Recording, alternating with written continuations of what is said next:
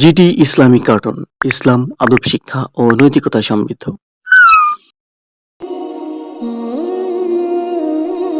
আসসালামু আলাইকুম আপু, কেমন আছো তুমি?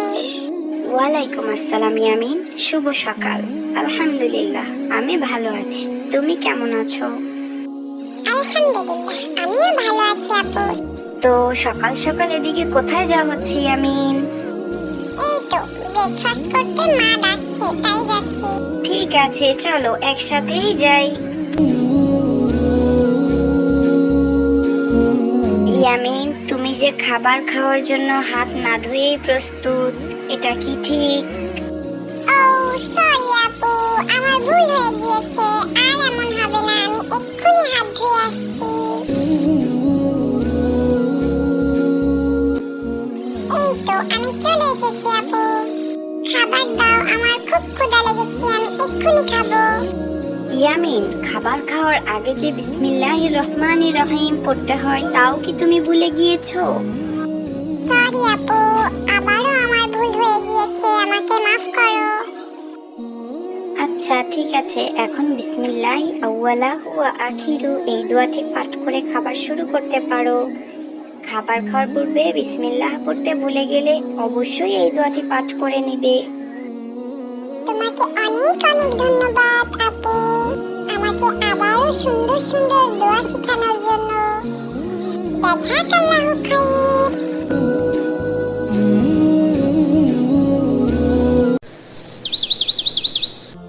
ইয়ামিন, কোথায় তুমি? এখনো আসছো না কেন? দেরি হয়ে যাচ্ছে তো। এই তো আপু, আসছি আমি, আর একটু দাঁড়াও। এই তো আমি চলে এসেছি আপু, চলো এখন যেতে পারি। কি যে করো না তুমি ইয়ামিন, এত দেরি করলে হয়? দ্রুত চলো। আসছি মা, আসসালামু আলাইকুম। ওয়ালাইকুম আসসালাম। সাবধানে যেও বাচ্চারা। আমি একটু রান্নাঘরের কাজে ব্যস্ত আছি, তাই আসতে পারছি না। ঠিক আছে মা, আমরা চলে যাচ্ছি। চলো ইয়ামিন, মা ব্যস্ত আছে তাই আসতে পারছে না।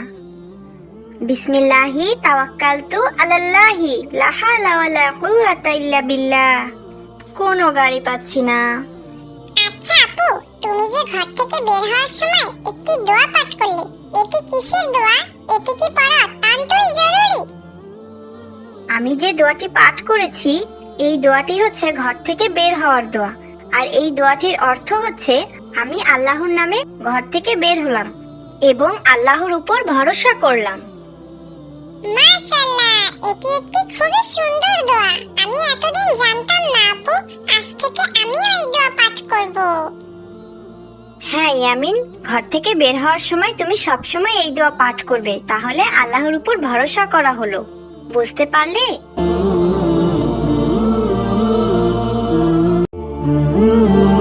আলিপুর গ্রামে বাস করত সমেত ব্যাপারী নামে এক মুদি দোকানি। গ্রামে এক নামেই তাকে সবাই ধনী ব্যক্তি নামেই চিনে থাকে। অল্প মূল্যে পণ্য কিনে তা চড়া দামে বিক্রি করত সমেত ব্যাপারী। গ্রামে একটাই দোকান থাকার কারণে লোকজন তার কাছে যেতেই বাধ্য ছিল। কিছুই করার ছিল না গরিব মানুষদের, চড়া দামেই তার কাছ থেকে পণ্য কিনতে হতো। বাবা, আমাকে 1 কেজি চাল দিবে? হ, দিমু না কেন, টাকা দিলে অবশ্যই দিমু। 100 টাকা দাও, 1 কেজি চাল অহনি দিতাছি। কি বলো বাবা, 1 কেজি চালের দাম 100 টাকা? এত টাকা আমি কই থেকে দিমু?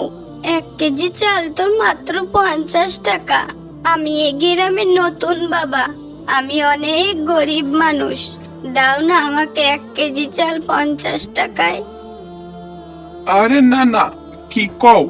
তোমার মাথাটা তো ঠিক আছে নাকি? 1 কেজি চাইলে আমি 50 টাকায় বিক্রি করলে আমার লাভ থাকবো নি? দূর হও তো এখান থেকে, আমার সামনে থেকে যাও তো।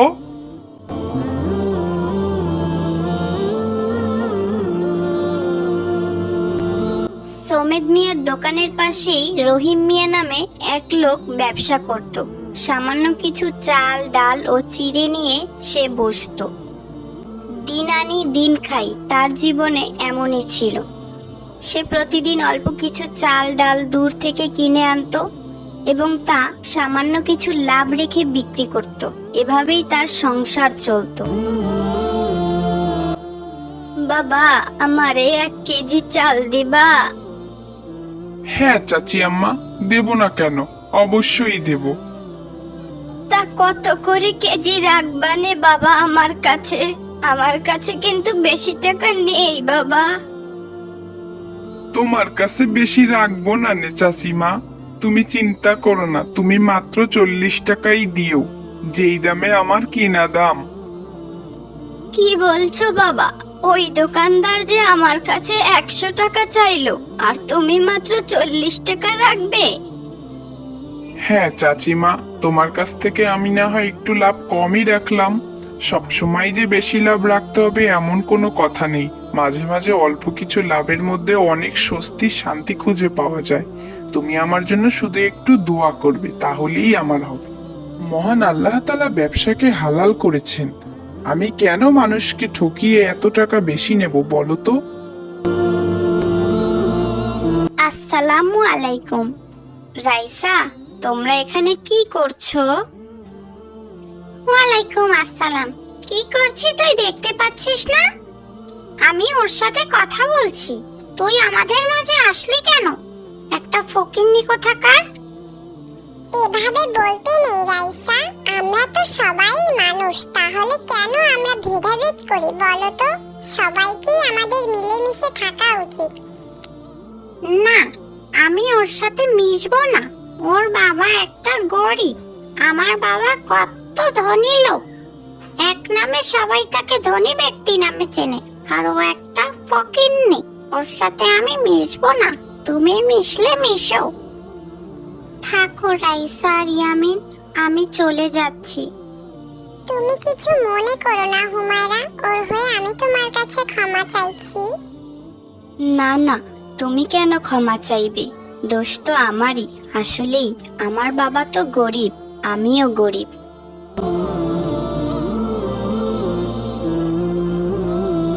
মসজিদের ইমাম সাহেব এক বিকালে গ্রামের কিছু লোকদের নিয়ে কিছু হাদিস কুরআনের কথা বলছিলেন।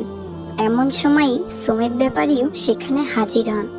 শোনো আল্লাহর বান্দারা, তোমরা সবসময় সৎ পথে থাকার চেষ্টা করবে, যাতে করে আল্লাহ তোমাদেরকে জান্নাত দান করেন। যে যেই পথেই রিজিকের সন্ধান করো না কেন, সবসময় যেন তা সৎ পথে হয়। মানুষকে ঠকিয়ে যেন তোমরা এক বিন্দু পরিমাণও লাভ না করো, এতে করে আল্লাহ তোমাদের উপর সন্তুষ্ট থাকবেন। আর আল্লাহ তাআলা ব্যবসাকে হালাল করেছেন, তোমরা কখনোই তা অতিরিক্ত লাভ গ্রহণ করে হারামে পরিণত করবে না। এটা আমাদের মহান আল্লাহ তাআলা ও আমাদের প্রিয় নবী হযরত মুহাম্মদ সাল্লাল্লাহু আলাইহি ওয়াসাল্লামের কথা। যদি কেউ কখনো ভুলেও করে থাকো, অবশ্যই তা মহান আল্লাহর কাছে ক্ষমা চাইবে। আল্লাহ বড়ই ক্ষমাশীল। হায় আল্লাহ, এ আমি কি শুনছি? তুমি আমারে মাফ কইরা দাও, আমি কত বড় ভুলের ও পাপের মধ্যে ছিলাম। না জেনে বুঝে আমি কত মানুষকে ঠকিয়েছি। হায় আল্লাহ, আমি আর কোনোদিনও এমন পাপের কাজ করব না। মানুষকে ঠকিয়ে 1 টাকাও আমি ইনকাম করব না। আমাদের গ্রামের ওই রহিম মিয়ার মতো হালাল পথে আমি অল্প টাকা রোজগার করব।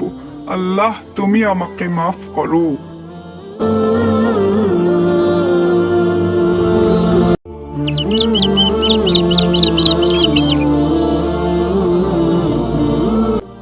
আজ 3 দিন হয়ে যাচ্ছে ঘরে কোনো খাবার নেই। সেই কোন রাতে ঝড়ের মধ্যে আমার ছেলেটা গেল মরে। আজ আমি বৃদ্ধ বয়সে, কি কষ্ট আমার। ছেলেটা আজ বেঁচে থাকলে এমন মানুষের দরজায় দরজায় ঘুরতে হতো না। বৃদ্ধ বয়স দেখে কেউ কাজও দিতে চায় না আমায়। বাহিরে বের হয়ে দেখি যদি কেউ কোনো খাবার দিয়ে সাহায্য করে আমায়। আসসালামু আলাইকুম রাইসা, কেমন আছো তুমি? ওয়ালাইকুম আসসালাম হুমায়রা, আলহামদুলিল্লাহ আমি ভালো আছি, তুমি কেমন আছো? আমিও আলহামদুলিল্লাহ ভালো আছি রাইসা। এখানে দাঁড়িয়ে কি করছো তুমি? তুমি তো জানোই হুমায়রা, আমার বাবা একজন মস্ত বড় ধনী ব্যবসায়ী। এক কাপড় বেশি দিন পরা আমার বাবা পছন্দ করেন না, তাই একটু মার্কেটে যাচ্ছি। তা তুমি কোথায় যাচ্ছ হুমায়রা? এই তো বিকাল বেলা একটু ঘুরতে বের হয়েছি মাত্র, এছাড়া কিছুই নয়। আর আমার বাবা আমাকে কিছু টাকা দিয়েছে, যদি আমার খেতে কিছু মনে চায় তাহলে খেতে বলেছে। বাচ্চারা, আমাকে কিছু খেতে দেবে তোমরা? আমি 3 দিন না খেয়ে আছি, আমাকে একটু কিছু খেতে দাও, তোমাদের জন্য অনেক দোয়া করব। আরে না না, যাও যাও তো, এসব তোমাদের ধান্দা, আমি বুঝি না। বুঝেছো হুমায়রা, এখন এগুলা এদের ব্যবসা হয়ে গিয়েছে। হতে পারে সে সত্যিই খুবই ক্ষুধার্ত। তুমি এক্ষুনি আল্লাহর কাছে ক্ষমা চাও, কারণ তাদের ব্যবসা হোক যাই হোক না কেন, আমাদের তা দেখার বিষয় না। আল্লাহ বলেছেন যদি কেউ বিপদে পড়ে তোমরা তাকে সাহায্য করো। তুমি সাহায্য না করতে পারলে করবে না, কিন্তু তাকে এভাবে বাজে গালমন্দ করতে পারো না, এটা খুবই খারাপ। এই সব টাকা দেওয়ার ধান্দা, তুমি কি বুঝছো না হুমায়রা? আর তোমার যদি দিতে মন চায় তুমিই দাও, আমি এগুলো দেব না বাবা, আমার টাকার দাম আছে। হ্যাঁ রাইসা, তুমি ঠিকই বলেছো, তোমার টাকার দাম আছে, কিন্তু আমার টাকার দাম নেই। তুমি রেস্টুরেন্টে গিয়ে হাজার হাজার টাকার বিল দিয়ে আসতে পারবে, শত শত টাকার টিপস দিয়ে আসতে পারবে, কিন্তু এই অসহায় মানুষটিকে তুমি 10-20টি টাকা দিয়ে সাহায্য করতে পারবে না। সত্যি তোমার টাকার দাম আছে। এই বৃদ্ধ বয়সী মানুষটি বিপদে না পড়লে হয়তো কখনোই কারো কাছে গিয়ে হাত পাততো না। মহান আল্লাহ তাআলা কখন কাকে কোন অবস্থায় দাঁড় করায় তা কেউই জানে না রাইসা। আমাদের উচিত সবসময় অসহায়দের পাশে দাঁড়ানো, মানবতার কাজ করা, তবে তা কখনোই মানুষকে দেখিয়ে নয়, অবশ্যই আল্লাহ সন্তুষ্টির জন্য। তুমি আমাকে মাফ করে দাও হুমায়রা, আজ তুমি আমার চোখ খুলে দিয়েছো, তোমাকে অনেক অনেক ধন্যবাদ। দাদিমা, তুমিও আমাকে মাফ করে দাও। এই নাও, আমি তোমাকে কিছু টাকা দিচ্ছি, তুমি এ দিয়ে কিছু খেয়ে নিও। তোমাকে অনেক অনেক ধন্যবাদ রাইসা, তুমি এত দ্রুত বোঝার জন্য। তোমাকে অনেক দিন ধরেই আমি এ নিয়ে কিছু বলবো ভাবছিলাম, তবে একটা সুযোগে বলা হয়েই গিয়েছে। যাক, তুমি যে তোমার নিজের ভুল বুঝতে পেরেছো, এই অনেক। আর দাদিমা, এই নাও, তোমাকে আমিও কিছু টাকা দিচ্ছি, তুমি এ দিয়ে কিছু খেয়ে নিও, আর আমাদের জন্য অবশ্যই দোয়া করবে। অবশ্যই দোয়া করব বাবা, অবশ্যই দোয়া করব। তোমাদের ঋণ আমি কখনোই শোধ করতে পারবো না। আল্লাহ তোমাদের ভালো করুন, আল্লাহ তোমাদের ভালো করুন।